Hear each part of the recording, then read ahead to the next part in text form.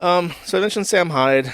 Sam Hyde is starting up a new TV show, and I can't remember if he's just self-publishing this or if it's going out on like Netflix or what the deal is.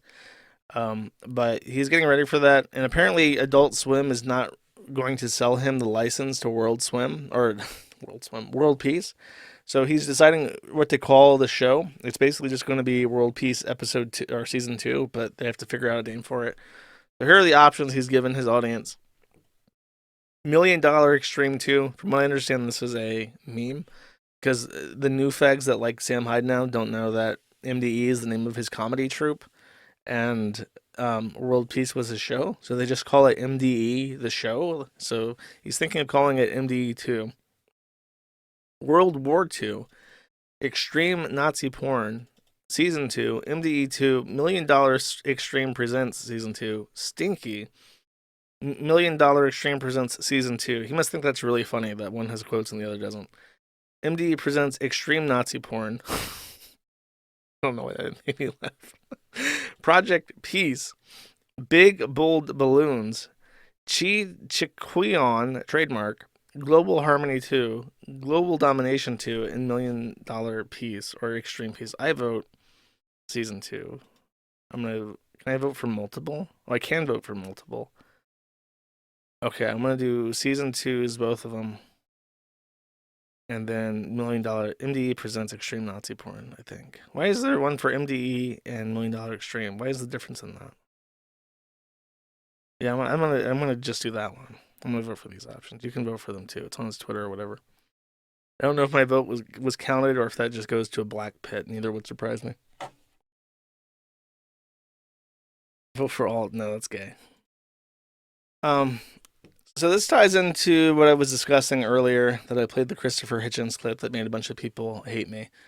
In regards to Chaya Raichik deciding that certain people should not be allowed to work at Home Depot because they say things that she doesn't like, there was some discourse, trademark on Zitter, and this resulted in people going back and forth on if such a thing is okay. And Sam Hyde chimes in and he puts on his serious pants, and I will read this for you. There's a punchline to this, by the way. He says, "You don't know what you're talking about. These people have spent the past decade proving that they're irredeemably ugly inside, and they won't relent until they can make you feel some semblance of the pain and bitterness they feel every day towards God for making them fucked up freaks.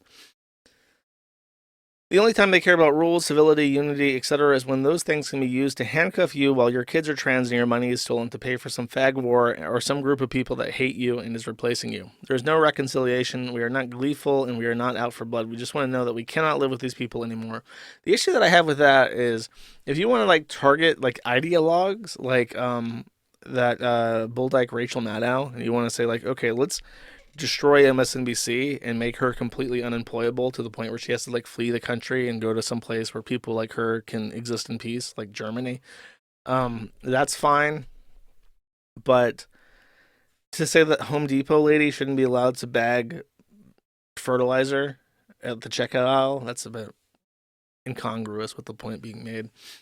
He continues, "Their moral lassitude, and I don't know if that's a real word, is it could be. I'm not saying that it's not. I'm saying that I've never heard that word before. Their moral lassitude is, and maybe it's like laissez-faire, but like an attitude. It's like a portmanteau of like laissez-faire and attitude. Their moral lassitude is the reason why American cities are unlivable. Their virtue signaling comes at the expense of child abuse, medical malpractice, and a couple 100,000 dead Ukrainians. They will always play dirty, no matter how we play fair. We need them to be politically disenfranchised, publicly shamed.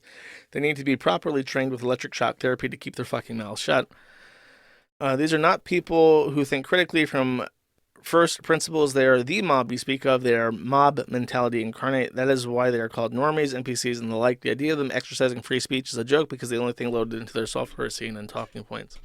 If I think you are overthinking things. Your last game, Rage, was very bad." And then he goes Sam Hyde and says, "I think I would go so far as to call it penis poop. What I would suggest you do is stop being a little fucking pencil neck dork defending people wishing your president was dead. You're being a smarty pants and get back to making games that are actually good, as that is something we are all in desperate need of right now." I actually do agree with that because um, all recent games seem to be complete and total shit. And I have been playing more Team Fortress 2, which is a fucking 20-year-old video game than I have anything else. I played like one round of Rainbow Six, and I was just like, God, this sucks dick. I don't know what they did in Rainbow Six, but it used to be that like all the guns were super snappy. Like you would right click and then your scope would snap to you, and then you could just shoot. And now it's like it's like. I play. I like the woman that throws cameras because she's from the IDF and she has a Desert Eagle. And as I've explained, I love Israel more than anything, and I love Israel more than every American troop combined. So I play the IDF girl that throws the cameras and has the Desert Eagle. Um, and when you have her SMG and you like try to like snap the aim to shoot at people, it's like she's like emaciated. It's like the Palestinians have cut off supply lines and now she's like an emaciated like starving child, and she's like, "Oh my god, it's so heavy. Oh, I can barely lift it up to my cheek." Oh. It's like, why do they make the gunplay so fucking shit in that? Rainbow Six sucks. I do agree that we need better video games, is what I'm trying to say here. Um, and then there's an attached message from Dana Steele, who looks kind of like Rachel Maddow and probably would also be happy in Germany, saying, "What if we rounded up all suspected white domestic supremacist terrorists and took their kids from them and put them in camps and molested and starved them? Just curious." Which is a pretty horrific thing to say. And, if you destroyed this woman's life, I would not feel bad. I wouldn't say that's probably a bad thing to do.